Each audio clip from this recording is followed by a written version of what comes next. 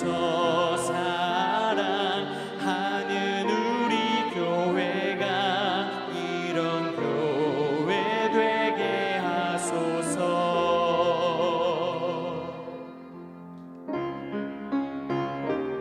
말씀이 살아 움직이는 교회, 성도의 사랑이 넘치는 교회, 섬김과 헌신이 기쁨이 되어 열매 맺는 아름다운 교회,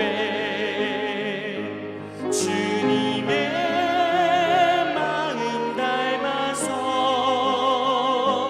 이웃을 사랑하는 교회,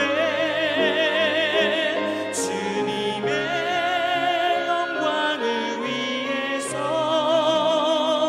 빛 되신 주님 전하는 교회,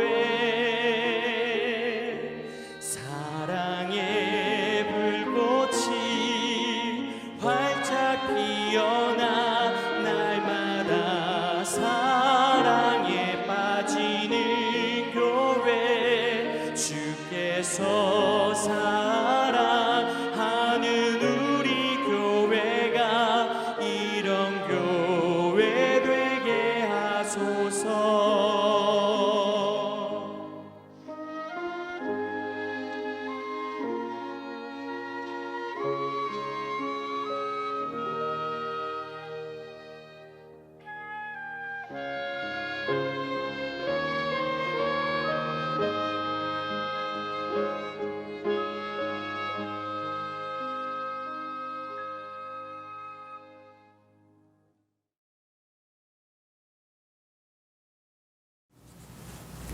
오늘 아침에 나눌 말씀은 고린도전서 8장 전체입니다. 먼저 1절에서 3절 말씀을 읽어보겠습니다. 우상의 제물에 대하여는 우리가 다 지식이 있는 줄을 아나 지식은 교만하게 하며 사랑은 덕을 세우나니 만일 누구든지 무엇을 아는 줄로 생각하면 아직도 마땅히 알 것을 알지 못하는 것이요, 또 누구든지 하나님을 사랑하면 그 사람은 하나님도 알아주시느니라. 아멘. 하나님은 사도 바울을 통해서 고린도 교회의 여러 가지 문제들을 다루시는데 이때 한 가지 주제가 있습니다. 그것은 힘과 지식이 있는 교인들이 그들의 교만에서 야기된 교회의 분열입니다. 고린도전서 8장에도 자신의 교만으로 교회의 분열을 조장하는 사람들의 이야기가 나옵니다. 그럼 8장에서 다루고 있는 사람들의 교만은 무엇이며 그 교만이 어떻게 교회를 분열시켰는지, 그리고 그들에게 하나님께서는 어떤 말씀을 주시는지 잠시 살펴보며 우리들의 신앙생활을 점검해보는 시간을 갖겠습니다. 8장은 우상에게 바친 제물을 먹느냐 마느냐의 문제를 다루고 있습니다. 이 말씀을 보면서 우리는 제사 음식을 떠올릴 수 있을 것 같습니다. 요즘은 덜하긴 합니다만 제가 어렸을 적에는 제사 음식을 놓고 어른들이 이런저런 이야기를 하는 것을 종종 들었던 기억이 납니다. 그런데 당시 고린도 교회 내에서 우상 제물을 먹는 문제는 오늘날의 제사 음식을 먹는 것과는 비교할 수 없을 만큼 심각한 문제였습니다. 왜냐하면 시장에 내다 파는 고기 대부분이 의례적으로라도 우상에게 바쳐진 뒤에 나오는 제물이었기 때문입니다.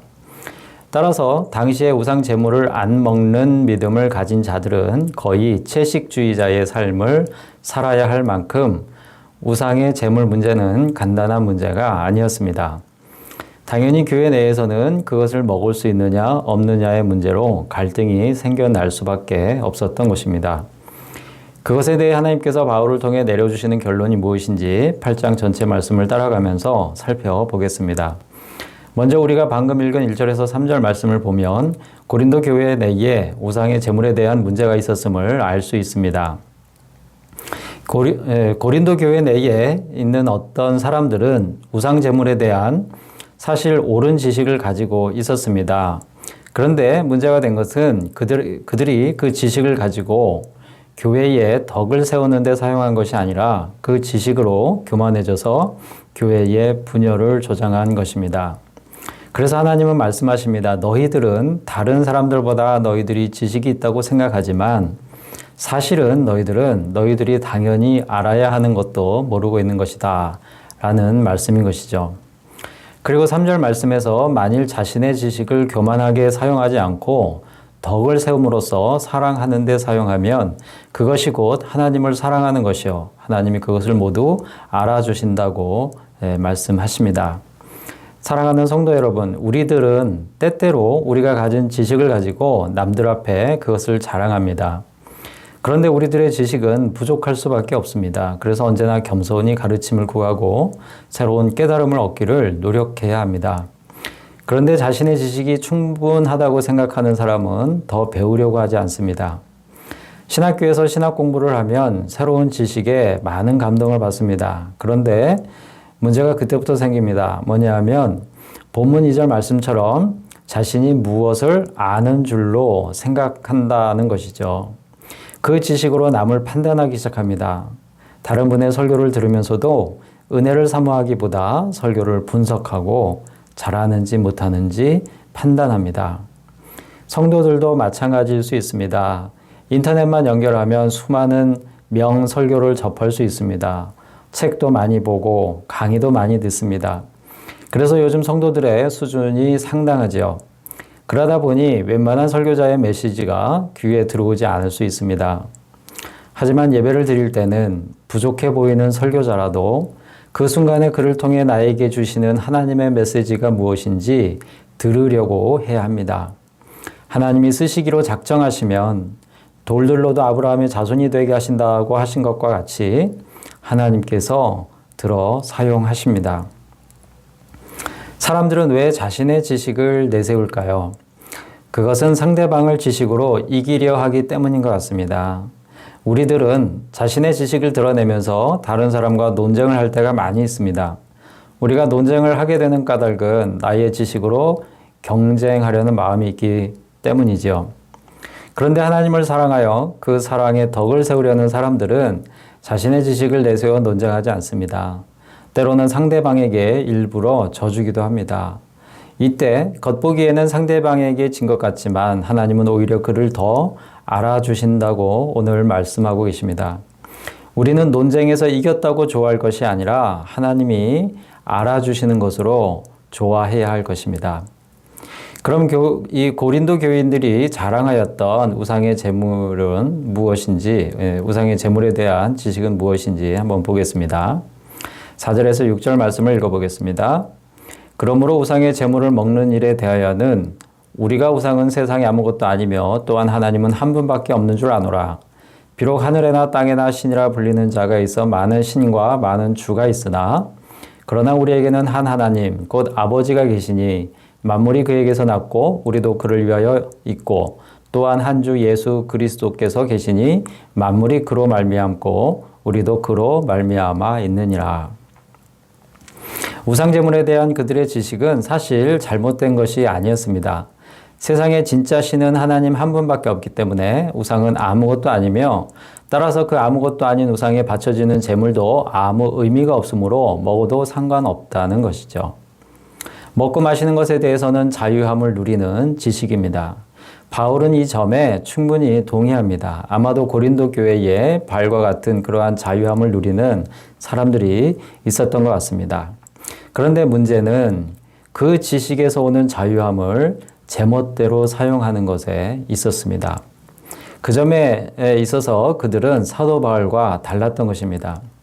하나님은 바울을 통하여 그 자유함을 어떻게 사용해야 하는지 가르쳐 주고 계십니다. 그 가르침을 따른다면 교회 내에서 분쟁을 일으키지 않게 됩니다. 이 점이 우리가 배울 점이죠. 7절에서 12절 말씀을 읽어보겠습니다. 그러나 이 지식은 모든 사람에게 있는 것이 아니므로 어떤 이들은 지금까지 우상에 대한 습관이 있어 우상의 제물로 알고 먹는 거로 그들의 양심이 약하여지고 더러워지느니라. 음식은 우리를 하나님 앞에 내세우지 못하나니 우리가 먹지 않는다고 해서 더 못 사는 것도 아니고 먹는다고 해서 더 잘 사는 것도 아니니라. 그런즉 너희의 자유가 믿음이 약한 자들에게 걸려 넘어지게 하는 것이 되지 않도록 조심하라. 지식 있는 내가 우상의 집에 앉아 먹는 것을 누구든지 보면 그 믿음이 약한 자들의 양심이 담력을 얻어 우상의 재물을 먹게 되지 않겠느냐. 그러면 내 지식으로 그 믿음이 약한 자가 멸망하나니 그는 그리스도께서 위하여 죽으신 형제라. 이같이 너희가 형제에게 죄를 지어 그 약한 양심을 상하게 하는 것이 곧 그리스도에게 죄를 짓는 것이니라. 고린도 교회 교인들 중에는 바울과 같은 자유함에 대한 지식이 없는 사람들이 있었습니다. 그들은 예수님을 믿긴 하지만 예전에 해왔던 관습과 의식이 남아있어서 우상에 바쳐진 재물에 대한 그 양심에 거리낌이 있었습니다. 그래서 먹지 말아야 한다라고 생각을 하고 있는 사람들입니다. 그런데 자유함의 지식을 가진 사람이 그들 앞에서 자신의 지식을 자랑하며 마음껏 고기를 먹는 일이 있었던 것입니다. 먹으면 안 된다고 생각하는 사람이 그 모습을 보고 양심에 거리낌이 있음에도 따라하게 되는 것이죠. 그리고 더러는 마음에 상처를 받고 교회를 떠나려고 할 수도 있었을 것입니다. 하나님은 자유함의 지식을 가진 사람이 타인에 대한 배려 없이 자신의 자유함을 제멋대로 누리는 것은 다른 사람을 시험 들게 만드는 것임을 알아야 한다고 가르치고 계십니다.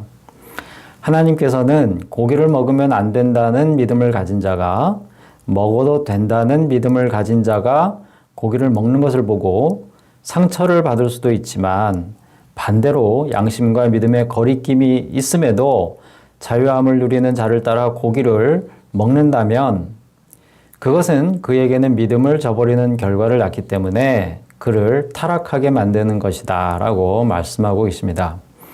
그것은 곧 형제에게 죄를 짓는 것과 같으며 또한 그리스도에게 죄를 짓는 것과 같다고 말씀하고 계십니다. 그러므로 그들 앞에서는 자유함을 자랑하며 고기를 먹지 말라는 것이죠. 13절 말씀입니다. 그러므로 만일 음식이 내 형제를 실족하게 한다면 나는 영원히 고기를 먹지 아니하여 내 형제를 실족하지 않게 하리라. 사도 바울의 결론은 이것입니다. 내가 지식을 가지고 자유함을 누리지만 그 자유함으로 내 형제에게 상처를 준다면 차라리 나는 그 자유함을 영원히 누리지 않겠다라고 하는 것이죠. 하나님은 바울을 통하여 우리에게 매우 중요한 가르침을 주십니다. 우리의 지식을 남들 앞에 자랑하여 우리 자신의 만족을 추구하는 것은 예수님께 죄를 짓는 것이라고 할 만큼 해서는 안 된다라고 하는 것을 가르치고 계십니다. 그것은 곧 교만인 것입니다. 사랑하는 성도 여러분, 우리의 신앙은 살아온 배경과 지식에 따라 조금씩 다를 수 있습니다. 그러다 보니 다른 성도와 의견 대립이 생기기도 합니다. 그리고 각자의 생각에 따라 하는 행동들이 서로 상처가 될 수도 있습니다.